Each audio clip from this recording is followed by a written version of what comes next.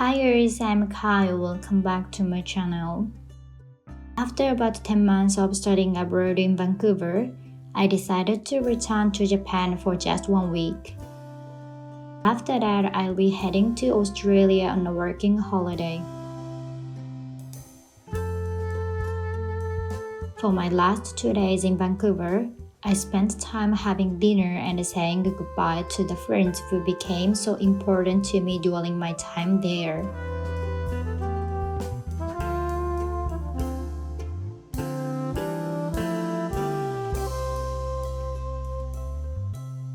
And now it's finally time to leave Vancouver. I felt a mix of emotions, sadness about saying goodbye to my friends, anxiety about whether I'll be able to do well in Australia, and excitement about returning to Japan after so long. I have absolutely no regrets about my life in Vancouver. I was able to experience living abroad, something I had always wanted to do. And I achieved every goal I had set for myself. Even though it was only 10 months, I experienced emotions I had never felt before, thought deeply about my future, and truly feel that I grew a lot as a person compared to who I was before coming here.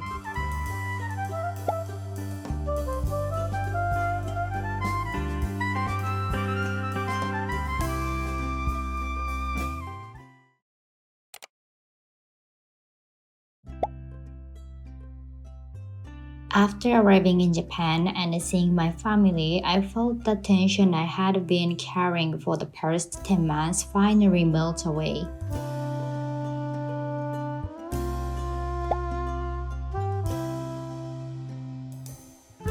Since there were many things I wanted to buy for my upcoming move to Australia, my first stop was the 100-yen shop.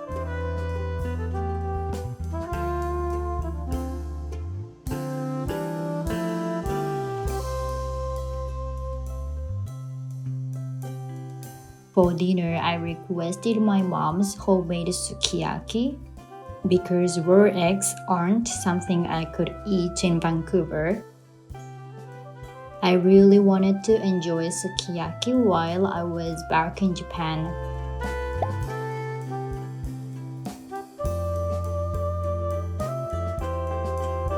After dinner, I gave my souvenirs to my family and wrapped the ones I bought for my friends.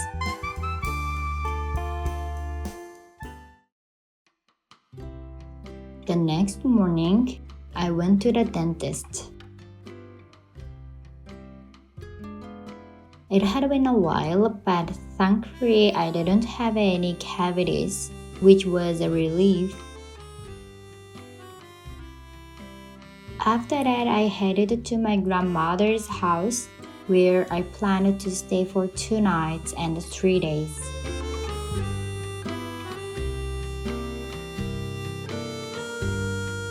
Once I arrived at the nearest station, we went grocery shopping.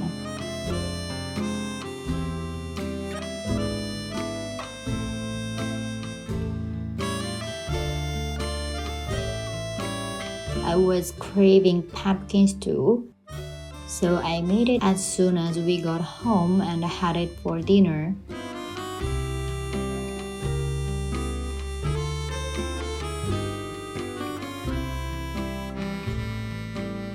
The next day I went to Sushi because I really wanted to eat sushi. I was surprised by the huge ordering screen. It didn't exist when I was living in Japan before. The photos were big and easy to see, and the ordering felt so fun and modern.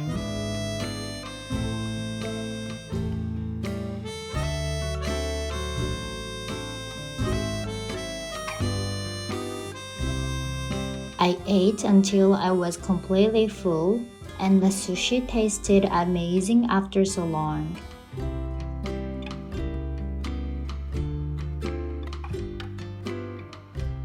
after that, we went shopping at a few stores. I found such cute teacups and rice bowls at the Daiso. And other shops had lovely Christmas items and stylish mugs.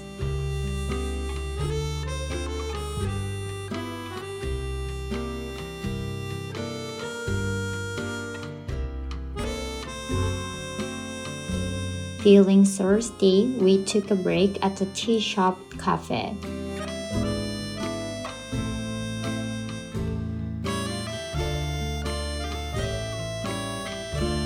I got a croissant taiyaki to take home, and later we relaxed at home.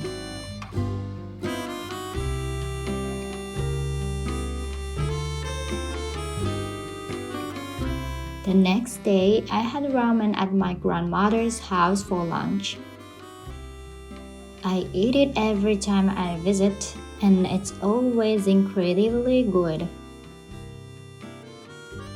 After resting a bit, I headed back home.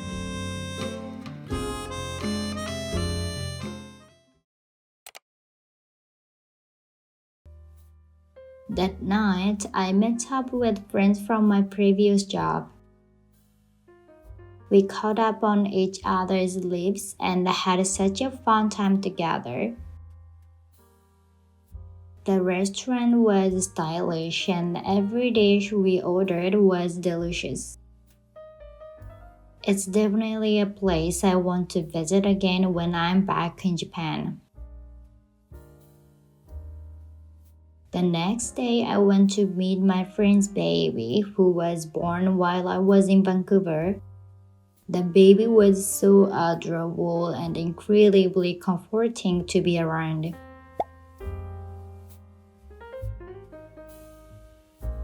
In the evening, I met my high school friends in Shibuya.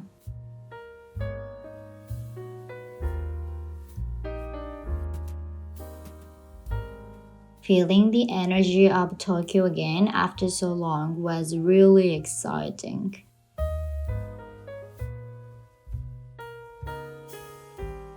We went to a skewer restaurant where you can choose your favorite skewers from a wide selection.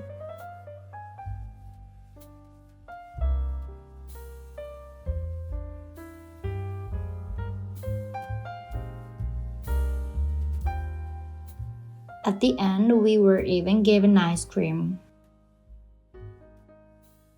We went to a second place, but time passed so quickly, and it still didn't feel like enough. I'm already looking forward to meeting her regularly again after I return from Australia. The next day, I tried a matcha ice cream I had been curious about.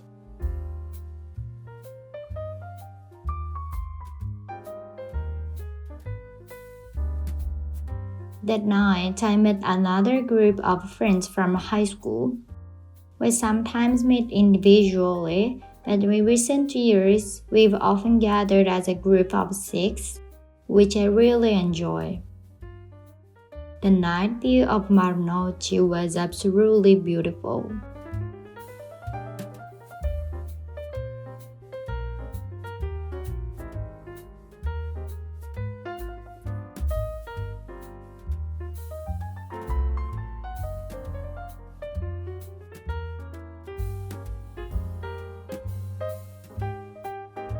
Seeing everyone again after such a long time made me so happy. And we talked non-stop, catching up on everything.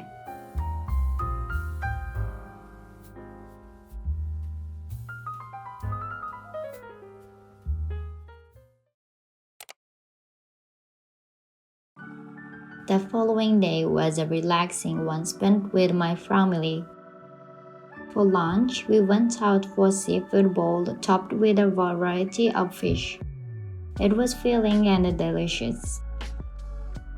And my mom's set meal also looked amazing. After returning home, we had a dessert.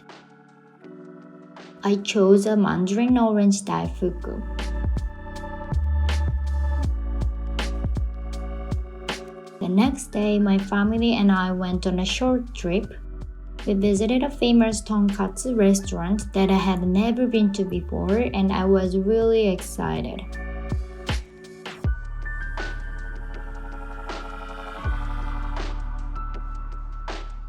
Since we arrived early, we wrote our name down and went to the convenience store for coffee while waiting.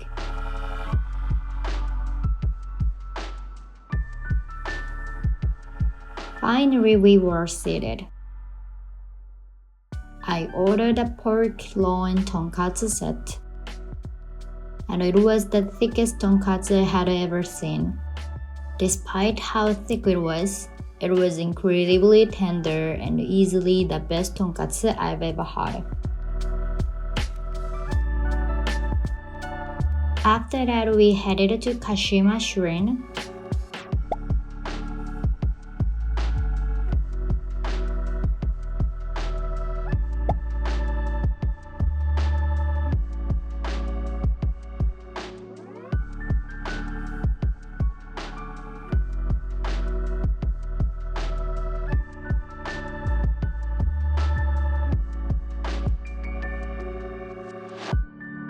We walked around and even drew a nomikuji.